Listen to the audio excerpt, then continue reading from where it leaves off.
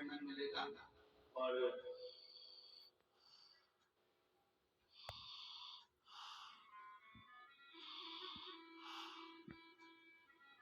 जब आप भगवान स्कंद पुराण के कुछ लेखों को आप स्मरण करेंगे तो उसमें पद्म पुराण में, अग्नि पुराण में, नर्मदा पुराण में, लिंग पुराण में इसमें वर्णन मिलता है। थोड़ा सावधानी से ध्यान करना। क्या वर्णन मिलता है? शिव को ज्योतिर्लिंग का।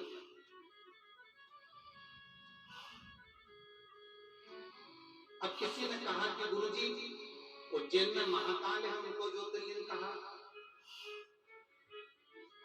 ओंकारेश्वर में भगवान ओंकारनाथ बैठे, उनको ज्योतिर्लिंग कहा। केदारनाथ में केदारेश्वर बैठे, उनको ज्योतिर्लिंग कहा। वैद्यनाथ में भगवान बाबा वैद्यनाथ बैठे, उनको ज्योतिर्लिंग कहा। जो 12 ज्योतिर्लिंग है इनको ज्योतिर्लिंग कहा गया है। शिव महापुराण के अंतर्गत कहा गया कि केवल 12 ज्योतिर्लिंग में जो ज्योतिर्लिंग विराजमान है, भगवान के 12 लिंग जो विराजमान है, इन्हीं को ज्योतिर्लिंग नहीं कहते।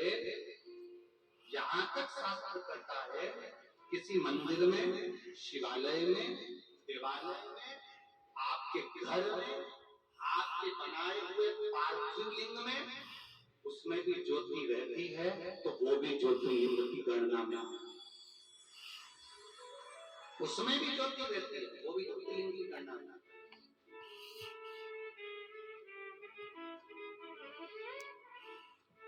उसमें ज्योति विराजमान है, वो ज्योतिर्लिंग की गणना में। क्या फल है?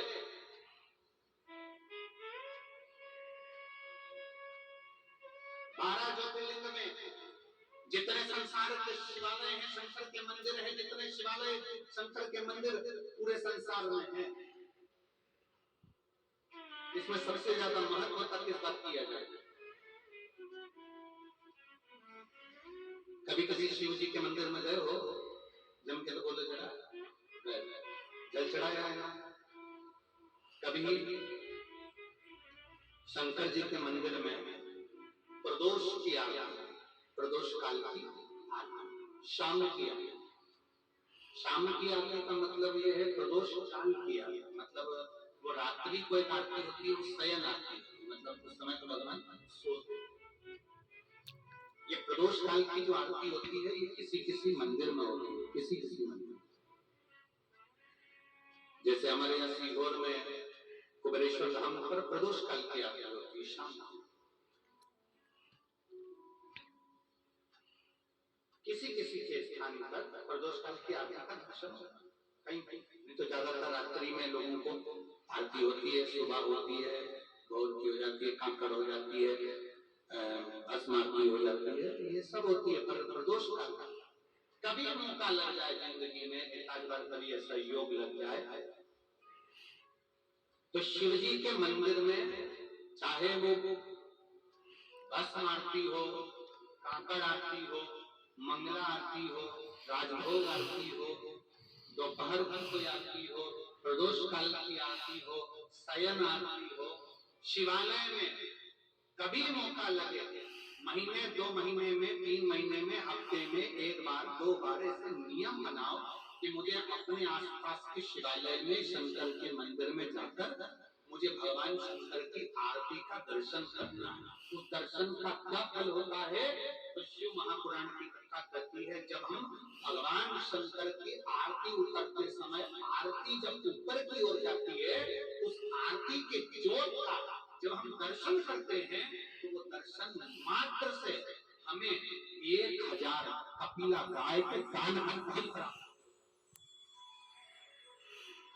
1000 कपिला गौ माता के दान का फल हमें प्राप्त हो जाता है जब शंकर के शिवलिंग की किसी भी शिवालय में, किसी भी देवालय कभी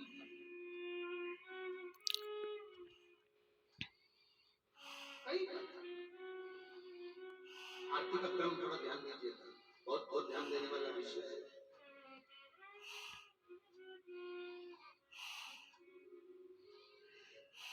कभी मौका लग जाएगा, सारी दुनिया के लोग तुमसे कह रहे हैं तेरे घर में पितृदोष, 1 रुपए कमाते हो 1.25 रुपए खर्च होता है, मानसिक टेंशन बना रहता है, घर में एक व्यक्ति बीमार है, ठीक हुआ, दूसरा बीमार पड़ गया, दूसरा ठीक हुआ, तीसरा बीमार पड़ गया, तीसरा ठीक हुआ, चौथा बीमार पड़ गया, मतलब कहीं ना कहीं पितृ का भाव, पितृदोष का। किसी ने कहा तुमसे कि तेरे यहाँ पितृदोष है, तूने ब्राह्मण को भोजन करा दिया, पिंडदान करा दिया, तर्पण करा दिया, तिलांजलि करा दी, गया जी का श्राद्ध कर दिया, हरिद्वार चली गई, वहां पिंडदान करवा दिया, ब्राह्मण भोज करवा दिया, तिथि पर भोजन करवा दिया, सब कुछ करवा के दे दिया। अब एक काम और करके दे,